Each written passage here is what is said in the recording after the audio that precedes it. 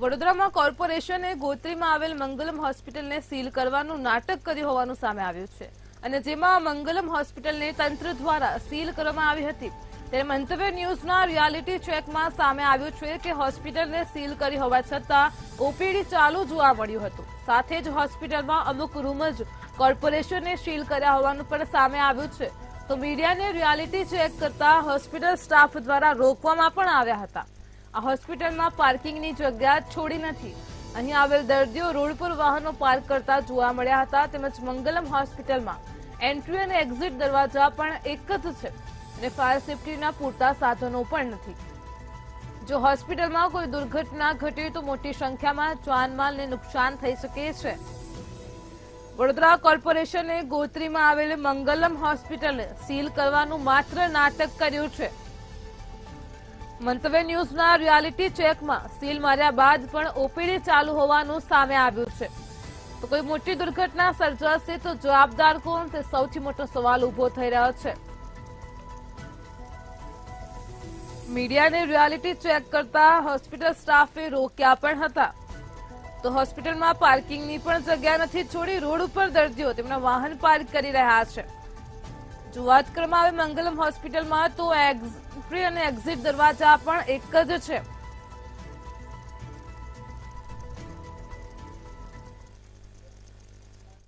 Rajkot game ઝોનમાં આગ લાગી 28 જણાના મોત થયા અને ત્યારબાદ ગુજરાતમાં ગુજરાત સરકાર હરકતમાં આવી છે અને ક્યાંક ને ક્યાંક આવી દુર્ઘટનાઓ જવાબદાર પાછળ રાજકીય નેતાઓ છે તેવું નાગરિકો કહી રહ્યા છે। ત્યારે મંતવ્યની ટીમ પહોંચી છે મંગલમ હોસ્પિટલ। આપ જોઈ શકો છો આ મંગલમ હોસ્પિટલ છે અને અહીંયા આગળ કોર્પોરેશન એક બાજુ કે છે કે અમે સીલ માર્યું છે પરંતુ અહીંયા ઓપીડી ચાલુ છે એટલે મંગલમ હોસ્પિટલમાં કઈ અમંગલમ ઘટના ઘટે તેનું મહાનગરપાલિકા રાહ જોઈ રહ્યું છે। અને આ મંગલમ હોસ્પિટલને બચાવનાર કોણ તો કે છે કે મધ્ય ગુજરાત ડોક્ટર સેલના કન્વીનર ડોક્ટર મિતેશ શાહ, જે પોતે ભારતીય જનતા પાર્ટીના હોદ્દેદાર છે, તે જ આવી ગેરકાયદેસર બાંધકામ વાળી હોસ્પિટલને રક્ષણ આપી રહ્યા છે। 1 વર્ષ પહેલા બરોડા મહાનગરપાલિકાને કાગળ લખી અને આવી ગેરકાયદેસર દબાણ થયેલી હોસ્પિટલને રક્ષણ આપી રહ્યા છે ભારતીય જનતા પાર્ટીના હોદ્દેદાર।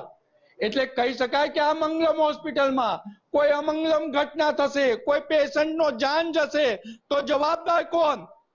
કારણ કે આવી ગેરકાયદેસર હોસ્પિટલમાં કોઈ કૃત્ય થાય છે પછી આવા ધનાઢ્ય ડોક્ટરો હોસ્પિટલ અને દેશ છોડીને ભાગી જતા હોય છે અને જ્યારે મીડિયા જાય છે ત્યારે મીડિયાને રોકવામાં પણ આવે છે। આપણે એડમિન સાથે વાત કરીશું। कोई तुम्हारे यहाँ हॉस्पिटल में एडमिन है, बात कर से नौकरी है सर, मेरे को आपको बाहर निकालना पड़ेगा सर। मेरी नौकरी नहीं होती सर तो मैं आपको सर मेरी बात सुनिए, मेरी नौकरी है सर, मैं भी बीबी बच्चे वाला आप જોઈ શકો છો કે 8,000 રૂપિયાના પગારદારને આ લોકો આગળ ધરે છે એટલે ગરીબને આગળ ધરી અને પોતાની દુકાન ચલાવી રહ્યા છે। મંગલમ હોસ્પિટલમાં આજે પણ સીલ માર્યું હોવા છતાં ઓપીડી ચાલે છે। મહાનગરપાલિકા આ હોસ્પિટલ સામે શું કાર્યવાહી કરશે એ જોવું રહ્યું। મંતવ્ય ન્યૂઝે મંગલમ હોસ્પિટલનું રિયાલિટી ચેક કર્યું છે તે દરમિયાન અનેક ખુલાસાઓ થયા છે। હોસ્પિટલમાં કોર્પોરેશને અમુક જ રૂમ સીલ કર્યા છે તો હવે સીલ કરવાનું પણ નાટક સામે આવ્યું છે। વડોદરામાં કોર્પોરેશને હોસ્પિટલને સીલ કર્યાનું નાટક સામે આવ્યું છે।